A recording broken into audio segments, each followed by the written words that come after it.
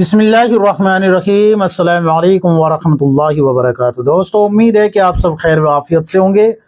आज आप हजरात के सामने ज़ुल्हिज्जा यानी कि बकरा ईद का जो महीना है उसमें कितने रोज़े रखने होते हैं और अरफा के रोज़े की क्या फजीलत है और ये जो रोज़े रखे जाएंगे इनकी क्या फजीलत है, ये सारी बातें अर्ज़ कर रहा हूँ। वीडियो को ध्यान से देखना, स्किप करने की कोशिश नहीं करना। मैं कुछ उसूली बातें बताऊंगा आपको ताकि आपको समझ में आ जाए मसला सही से। देखिए, सबसे पहले आप अपने जहन नशीन ये बात कर लीजिए कि अगर मर्द और औरत दोनों के लिए ही है, अगर औरत के हैज़ या निफास की हालत में रोज़े फ़र्ज़ माह रमज़ान के रोज़े छूटे हुए हैं और अभी उनकी कज़ा बाकी है, तो यहाँ पर ये ज़ुल्हिज्जा के रोज़े ना रख कर अपने जो रोज़े उनके ज़िम्मे पड़े हुए हैं उनकी कज़ा कर ले, यहाँ पर उनको रख ले। ये बेहतर है क्योंकि ये नफली रोज़ा है। अगर आप इन रोज़ों को नहीं रखोगी, ज़ुल्हिज्जा के रोज़ों को नहीं रखोगी, तो आपके ऊपर कोई गुनाह नहीं होगा। लेकिन फ़र्ज़ रोज़े आपके ऊपर पड़े हुए हैं, उनको इतनी ताख़ीर जितनी ताख़ीर करती जा रही है उतना ही गुनाह का इम्कान है। और अल्लाह हिफाजत फरमाए, अगर इसी हाल में मौत आ गई तो ये फ़र्ज़ रोज़े जो आपके ज़िम्मे पड़े हुए गफलत बरतने का गुनाह अलग से होगा और इनके बारे में फिर अल्लाह रब्बुल इज़्ज़त पूछगछ भी करेगा, पूछताछ भी करेगा कि तुमने सेहत होते हुए और पाक साफ होते हुए ये रोज़े क्यों नहीं रखे।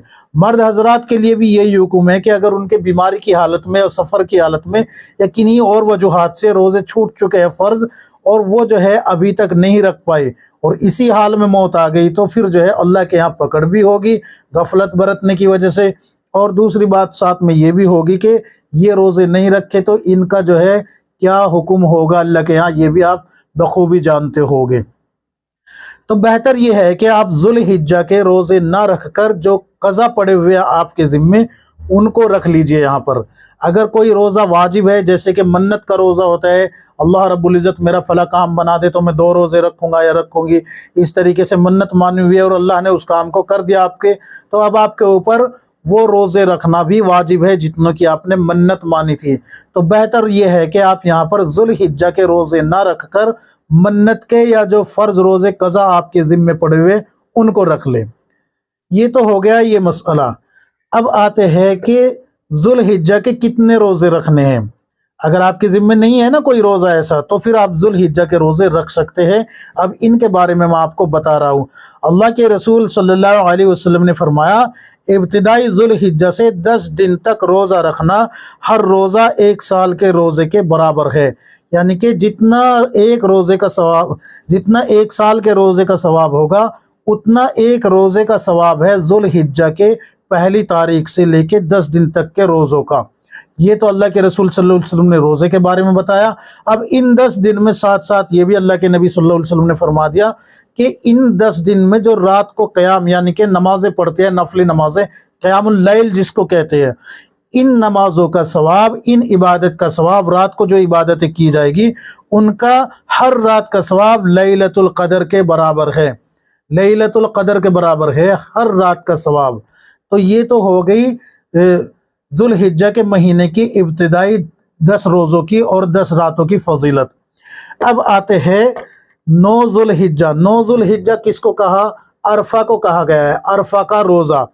अरफा का रोज़े के बारे में अल्लाह के रसूल सल्लल्लाहु अलैहि वसल्लम ने फरमाया कि ये एक रोज़ा, अरफा का रोज़ा 1 साल के पिछले और 1 साल के अगले तमाम सगीरा गुनाहों का कफ़ारा है। यानी कि तमाम सगीरा गुनाहों को माफ़ करा देता है, 1 साल के अगले और 1 साल जो पीछे गुजर चुका है उसके तमाम सगीरा गुनाहों को। सगीरा गुनाह कौन से होते हैं? जो कि नमाज़ों के ज़रिए माफ़ हो जाते हैं, वज़ू के ज़रिए माफ़ हो जाते हैं, किसी को सलाम किया उससे माफ़ हो जाते हैं वगैरह वगैरह। लेकिन गुनाह कबीरा जो होता है वो बग़ैर तौबा के माफ़ नहीं होता। लिहाजा जहाँ पर इन चीज़ों की फजीलत आई है कि इतने गुनाह माफ़ हो जाएंगे, इतने माफ़ हो जाएंगे, ये सिर्फ सगीरा गुनाहों के बारे में आता है। कबीरा गुनाहों से माफ़ी के लिए अल्लाह के सामने पक्की सच्ची तौबा करनी होती है। तो ये भी आपकी बात समझ में आ गई होगी कि 9 ज़िल्हिज्जा का रोज़ा यानी कि अरफा का रोज़ा कितना बड़ी फजीलत वाला है और ये 10 रोज़े कितनी बड़ी फजीलत वाले हैं जो इसमें पीछे मैंने बताए हैं। अब यहाँ पर मसला ये आता है कि 9 ज़िल्हिज्जा है कब की? तो देखिए, ये चांद के ऊपर डिपेंड है। جس دن چاند نظر آ جائے گا وہ پہلی تاریخ ہو جائے گی صبح، جیسے آج شام کو چاند نظر آئے صبح کی پہلی تاریخ ہے۔ تو یہ اپنے ہر ملک کے اندر جب چاند نظر آتا ہے اس کے اعتبار سے الگ الگ ہوتی ہے۔ رؤیت ہلال کا مسئلہ ہے، رؤیت ہلال کا مسئلہ ہے۔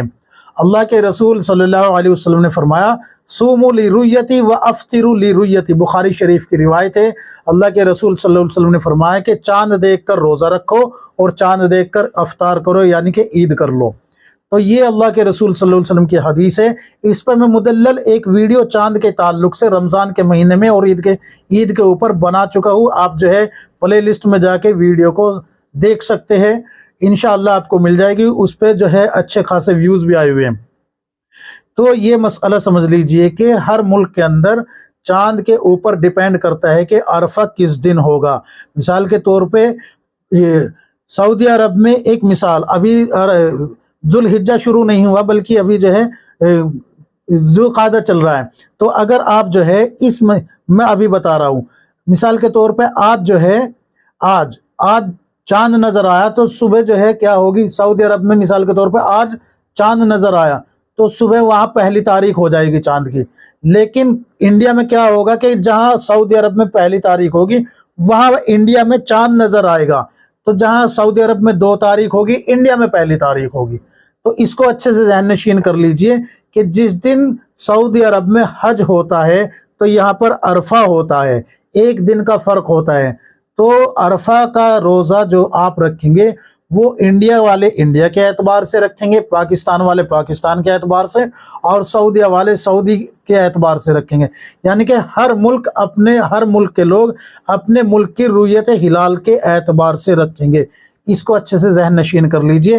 ابھی کوئی تاریخ متعین نہیں ہوئی ہے کہ بھئی اسی دن جو ہے عرفہ کا روزہ ہوگا اس 2023 میں۔ کیوں؟ اس لیے کہ ابھی چاند نظر آیا ہی نہیں، تو پہلے سے دعوے نہیں کرنے چاہیے۔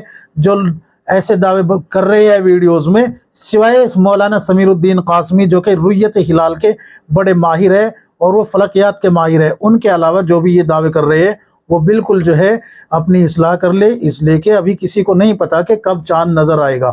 صرف ایک قیاس کر سکتے ہیں ہم لوگ، اور قیاس جو ہے معتبر نہیں ہوگا اس وقت تک جب تک کہ حقیقت کا علم نہیں ہو جاتا۔